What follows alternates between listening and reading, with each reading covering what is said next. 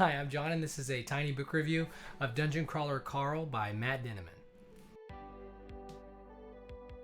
So here's the premise. Aliens come to Earth, they kill almost everybody on the planet, and then they stick you and your ex-girlfriend's cat in a dungeon crawl RPG style. And you have to survive and fight goblins and other monsters and level up and get items, and all of that while being televised to trillions of aliens throughout the universe. I gotta say off the bat, this is one of the funnest books I've ever read.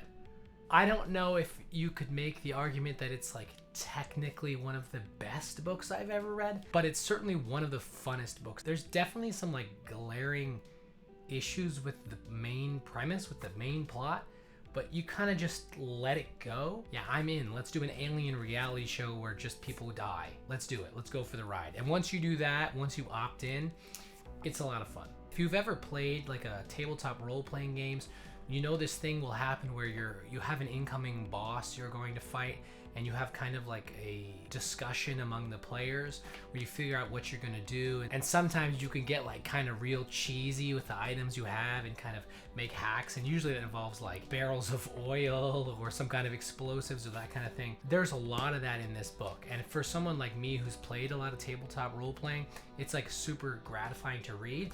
But I actually had a thought while reading it. It kind of weirdly reminds me of The Martian. I don't know if you've read this book or heard of it or seen the movie, but he has to come up with scientific solutions to interesting problems. And these are like real scientific solutions, but these are kind of like fun, whimsical solutions that you would do in like a tabletop role-playing game. As far as ratings go, I rate things on a scale of 1 to 5, 4 to 5 meaning that everybody should read this book, 3 to 4 meaning that only certain people should read this book, and then anything under 3, really I wouldn't recommend anyone to read that book. I had a lot of trouble rating this because for me, this book is like super amazing because I'm like literally this target demographic. But I do kind of recognize that there's probably a huge swath of people who read books who really, they won't get the jokes, they won't get the references, at least a lot of them. So I do kind of recognize that. So it does have to factor into the way that I rate books, because I'm rating books for recommendations, not for some kind of just abstract enjoyment.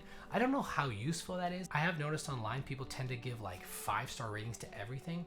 And at some point it's like, why are you rating things if you're just rating them all 5 stars? For me, I'm gonna have to go with a 3.8. Feels terrible to give this book a 3.8 because all the hype about it is correct. It's amazing. But I gotta admit there's gonna be people who this book's not for. That being said, if you're on the fence, then you should buy it. But no matter what you do, you should get off of the internet and you should read a book.